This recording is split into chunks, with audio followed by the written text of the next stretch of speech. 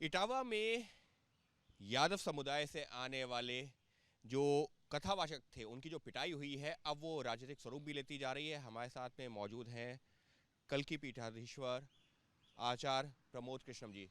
आचार्य जी, जिस तरीके से पूरा मामला सामने आया है, कहा यह जा रहा है क्योंकि वो यादव समाज से आते थे इस वजह से उनकी पिटाई हुई है। हालांकि अब जो नई जानकारी आ रही है उनके पास में फर्जी जो आधार कार्ड पाए गए हैं, इस वजह से मामला दर्ज हुआ है। देखिए, सनातन को बदनाम करने की कोशिश हो रही है। ख़ास तौर से उत्तर प्रदेश के मुख्यमंत्री योगी आदित्यनाथ जी को बदनाम करने की साजिश है। शास्त्रों में लिखा है ब्रह्म जानाति सा ब्राह्मणा, जिसे ब्रह्म का बोध हो गया, जो ब्रह्म को जानता है वो ब्राह्मण है। जी। जात पात पूछे नहीं कोई, हरि को भजे सुहरि को होई। हरि अनंत हरि कथा अनंता, गा वहीं सुनई विविध सब संता। तो जो हरि भगवान की कथा गाता है, भगवान की कथा सुनता है, इसका मतलब वो ब्रह्म को जानता है, उसे ब्रह्म का बोध है। जिसे ब्रह्म का बोध है वो ब्राह्मण है। ये जो इटावा की घटना है, ये तो एक साजिश है और योगी आदित्यनाथ जी के इस कार्यकाल पर कीचड़ उछालने का काम कर रहे हैं। और ये साजिश वो कर रहे हैं जो सनातन को डिवाइड करना चाहते हैं, जो सनातन को विभाजित करना चाहते हैं। जात पात और जातिवाद का सनातन में कोई स्थान ही नहीं है। वर्ण व्यवस्था है। जो लोहे का काम करेगा लोहार, सोने का काम करेगा सुनार, जो खेती करेगा वो किसान। तो ये जो सनातन को बांटने का काम किया जा रहा है, ये मुझे लग रहा है एक बहुत बड़ी कॉन्स्पिरेसी है। इसका पर्दाफाश होना चाहिए। जहाँ तक इटावा की घटना का सवाल है, तो मैं तो कहना चाहता हूँ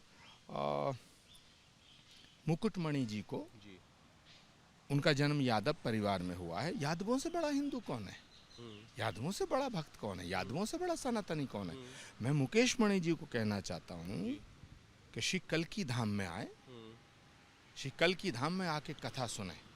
देश के सारे संत महात्मा उनकी कथा सुनेंगे। नहीं, लेकिन कहा यह गया, जब ये घटना सामने आई तो शुरुआती जानकारी ये आई जिसको लेकर के राजनीति भी हुई, क्योंकि वो यादव समाज से आते हैं, इस वजह से उनके साथ मारपीट की गई, ये कहते हुए कि देखिए आप तो जो है ब्राह्मण है ही नहीं, तो आप ये कथा कैसे सुना रहे हैं।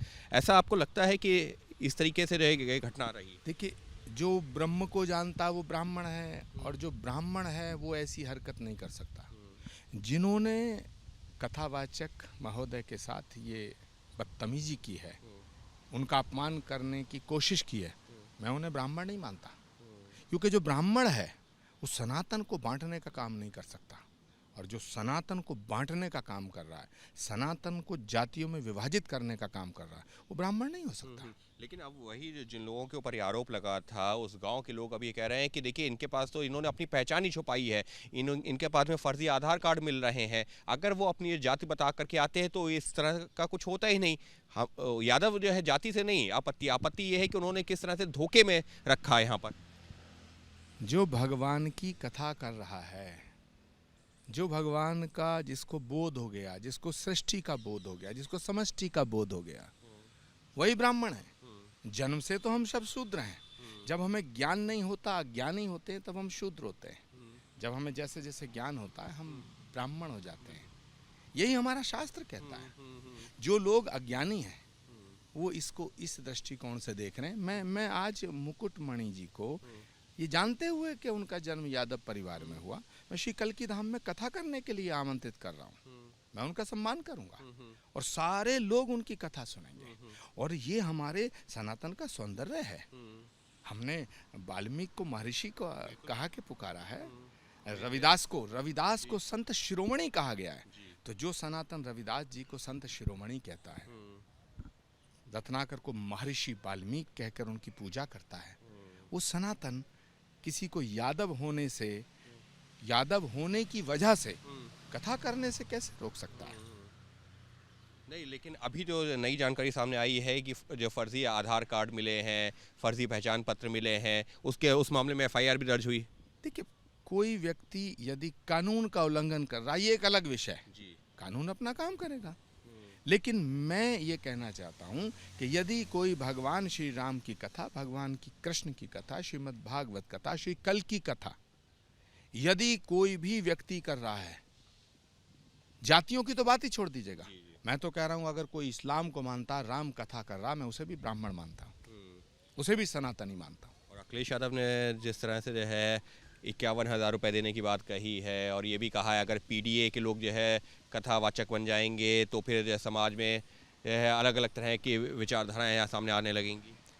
देखिए, अखिलेश यादव जी यादवों को हिंदुओं से अलग करना चाहते हैं।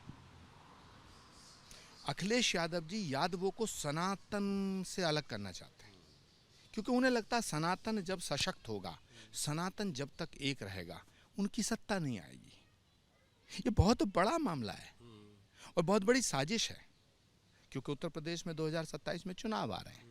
तो अखिलेश यादव जी से मैं निवेदन करना चाहता हूँ, वो भी हिंदू हैं, वो भी सनातनी हैं, उनका परिवार सनातनी, उनके यहाँ भी यज्ञ हवन अनुष्ठान हनुमान चालीसा का पाठ होता है। मैं तो मुलायम सिंह जी से एक बार जब मिला था, नेताजी से मिला था, तो उन्होंने अपनी बंडी से निकाल के मुझे हनुमान चालीसा दिखाई थी, वो हनुमान चालीसा का पाठ करते थे। तो अखिलेश यादव जी सनातन को विभाजित करने का काम ना करें, सत्ता के लिए संघर्ष करें, लेकिन सनातन को बांटने की साजिश ना करें। सनातन को बांटने की साजिश ना करें। जो भी कथा कह रहा है, जो भी जो है राम कथा कह रहा है, भागवत पुराण की कथा कह रहा है, वो ब्राह्मण है और इस मामले पर राजनीति नहीं होनी चाहिए और सनातन को बदनाम नहीं किया जाना चाहिए, कहना है आचार्य प्रमोद कृष्णम का।